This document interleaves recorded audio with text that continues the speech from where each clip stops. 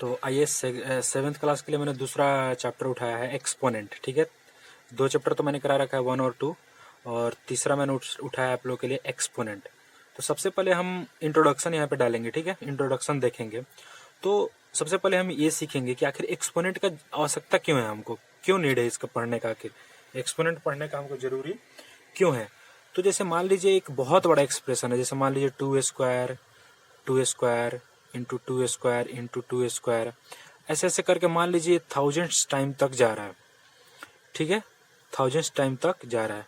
तो अब बताइए, अगर आपको एक्सपोनेंट नहीं होता तो क्या आप इस चीज को एक्सप्रेस कर पाते? तो सिंपल आपका आंसर होगा कर तो पाते, बट बहुत ज्यादा, मतलब वो आपके लिए बहुत ज्यादा वो लेंदी, आपको पेन पेपर का यूज करना पड़ता। तो और जब हम एक्सपोनेंट पढ़ते हैं तो सीधे इसको हम लिख सकते थे 2 के पावर 1000। ये सिंपल सोचिए, आप इस चीज को, इतना बड़ा का एक्सप्रेशन को आप सिंपल यहाँ पे 2 के पावर 1000 लिख सकते हैं। तो ये आपका हो सकता है। ठीक है, तो सबसे पहले हम इसी चीज को जानेंगे। ठीक है, तो एक्सपोनेंट से रिलेटेड अपने पास कुछ इंपॉर्टेंट फॉर्मूलाज है, हम उसको देख लेते हैं, जिसको लॉज ऑफ एक्सपोनेंट बोलते हैं। ये मैंने शॉर्ट करके लिखा है, आगे भी आपको बहुत सारा है, तो वो जैसे जैसे उसका क्वेश्चन आता जाएगा मैं उसको आपको एक्सप्लेन करते जाऊंगा। ठीक है, तो सबसे पहले अपने पास क्या है, ए नंबर 1 में a बाई बी के power m into a by b के power n equal to a by b के पावर m प्लस n।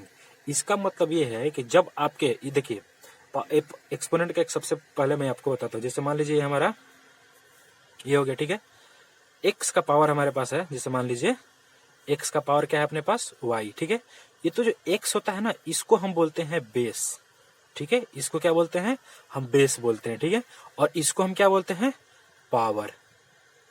ये हमारा होता है पावर। ठीक है, तो किसी इस फॉर्मेट में ये लिखा रहता है x का पावर y, तो देन हमारा y क्या होता है? पावर होता है, और x क्या होता है? हमारा बेस होता है। ठीक है, तो आई होप कि ये चीज आपको क्लियर हुआ है। तो देखिए a बाई बी यहाँ पे बेस, a बाई बी यहाँ पे बेस, ये दोनों बेस सेम है।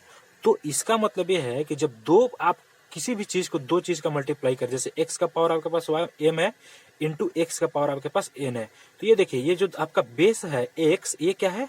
सेम है। बेस क्या है आपके पास? सेम है। जब बेस आपका सेम होता है तो पावर क्या होता है? ऐड हो जाता है, दैट इज x का पावर m प्लस n। ये आपके पास ये नंबर 1 हुआ। ठीक है, तो ये तो आपके पास ये हो गया। ठीक है, तो हमने ऐड कर दिया पावर को सिंपली। ठीक है, यहाँ पे देखिए क्या चीज है, a बाई बी के power m division a by b के पावर n। यहाँ पे क्या हो रहा है? बेस तो सेम है, बट पावर आपका क्या है? डिफरेंट है। और ऑपरेशन क्या हो रहा है बीच में? आपका ऑपरेशन हो रहा है डिवीजन का। तो जब डिवीजन का ऑपरेशन होता है, जैसे मान लीजिए एक चीज यहाँ पे बता रहे हैं दूसरा वाला, तो x के power m divide by x के पावर n, देन क्या होता है? पावर आपका सब्ट्रैक्ट हो जाता है, दैट इज x के पावर m माइनस n हो जाता है। ठीक है, इसको ऐसा भी लिखा रहेगा x के पावर m अपॉन x के पावर n, देन आप क्या लिखोगे? x के पावर m माइनस n। ठीक है, ये आपका सिंपल हो जाएगा। थर्ड अपने पास क्या है कि x का पावर m है, इसको क्या किया? n से। x का पावर m है और होल पावर में n है, तो दोनों क्या हो जाएगा? पावर आपस में मल्टीप्लाई हो जाएगा। ठीक है, m इंटू n एक हो जाएगा। ठीक है, फोर्थ नंबर अपने पास क्या है? a बाई बी के पावर 0 इक्वल टू 1। इसको आप सिंपली यही याद रखिएगा कि प्राइम मिनिस्टर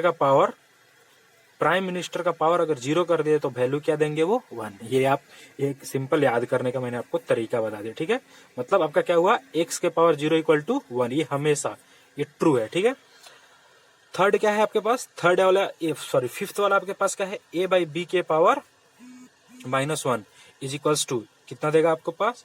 ये देता है आपको, ये चेंज हो जाता है, इसका चेंज हो जाता है। ठीक है, तो ये ऐसा चेंज हो गया। ठीक है, तो ये चेंज कर दिया हमने। अब हम क्या करेंगे? सिंपली यहाँ पे ये अपना ये हो जाता है। ठीक है, अब हम आइए देखते हैं इसको। ये तो हमारा सिंपल इंट्रोडक्शन हो गया था। ठीक है, और अच्छा एक चीज मैं आपको और बता देता हूँ, ये जो हमने हमारे पास था ना, क्या था? x का पावर 0 इक्वल टू 1। आइए इसको हम प्रूफ करते हैं। ठीक है, इसको क्या करते हैं? प्रूफ करते हैं। तो अपने पास क्या गिवन है? x का पावर 0 गिवन है। इसको आप क्या लिख सकते हैं? x का पावर 0 को आप क्या लिख सकते हैं? x का पावर 1 माइनस 1। तो x का पावर 1 माइनस 1, 1 माइनस 1 मतलब 1 में से 1 जाएगा तो अगेन 0 दे देगा। तो ये आपका क्या लिखा है? एक डिफरेंट लैंग्वेज में आपका x का पावर 0 ही लिखा है, तो x के पावर ये हो गया।